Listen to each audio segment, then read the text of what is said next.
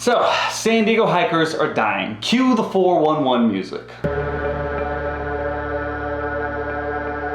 Before I kick off this video, obviously I want to start with my condolences to anybody who has been affected by any of these deaths recently, a long time ago. Can't even imagine having a loved one vanish in something like a hike, something that's supposed to be so innocent and so fun, to have it go wrong like that. So again, my condolences, and I don't want this video to come off like I'm poking fun at that. I'm actually calling out a big issue because I get told by folks all the time, why are you putting these trail guides out? You know, what are you doing this week? This year, there's been over 100 rescues just in the summer of 2023. People keep dying. Sometimes it's not their fault. Sometimes people are not as responsible as they should be. They're climbing on things they shouldn't be. They're going off trail. So this is why I always emphasize with my trail guides, you have to be safe. Now, before I jump into this, I'm gonna read you this comment on one of my videos. I'm not gonna say which one. I'm so disappointed that you're broadcasting this trail to the public.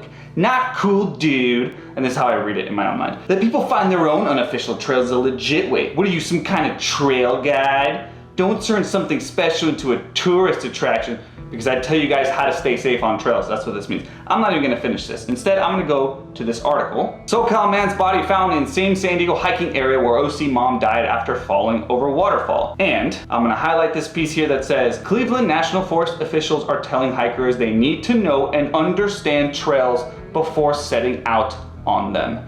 This is why I do what I do. I'm sick and tired of people trying to put off like they deserve a public place more than others because they found it or because whatever, insert stupid reason here. All the trail guides that I do are public places, and they are meant to give you the essentials for what to expect on the trail to hopefully avoid this. This is why I do what I do. And I've gotten more infuriated with this kind of stuff because people keep people are not gonna go to a trail based on what I tell them. If they look up the trail, it's because they already know about it. They wanna Google it, they wanna find out more about it. My trail guides are just that, they're guides. They tell you what the trail looks like, what to expect on the trail, how far it is, where to park properly so you don't get a ticket or towed. All my trail stuff is educational, and I keep seeing, unfortunately, these headers of people dying and dying and dying. And I had a comment recently in my Three Sisters video where I talk about the rocks are really slippery, right? There was 2 back-to-back deaths basically there. See a lot of people with them here, that's fine. Not everyone has hiking boots, but I'll tell you, we came here because we just had some heavy rainfall and it's slippery. Multiple people I saw on the rocks like Spider-Man holding on. Rocks get really slippery, there's a lot of water. And at the very end of this trail towards the falls, it's rocky. You gotta climb some rocks. So better safe than sorry.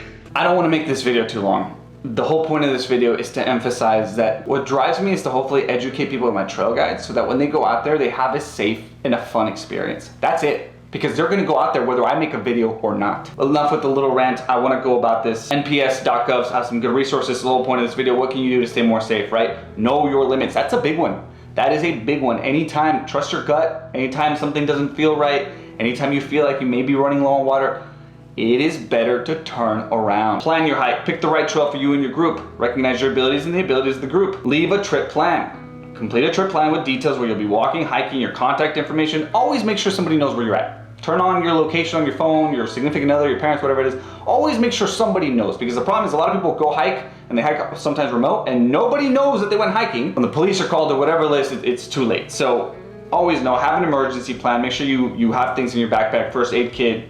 I always travel with the Garmin, right? The inReach Garmin, just extra security. Have a way to communicate, that's an example of that. Be weather ready. Anytime you're going anywhere, national parks even, right? The weather can change very, very fast. Have a plan B, check for park alerts, acclimate to new altitude.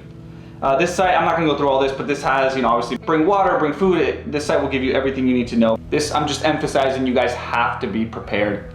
Please hike smart, hike ready.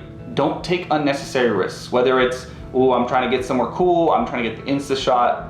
I know we've all been guilty of it, but some risks are not worth taking, especially around waterfalls where the rocks are very slippery, and unfortunately, we keep seeing it. Right now in the summer, it's all these people that are having heat strokes. Why would you be hiking El Cajon Mountain in the middle of summer? With that said, I have the SoCal hiking trail guides, almost 100 trail guides on it. Everything from coastal hikes to forest hikes to a bunch of different places around SoCal. Find something easy. Sometimes a 2-mile hike is just enough what you need to clear your head, get that outdoor adventure going. I'll leave it there. Stay safe, and I'll see you next week.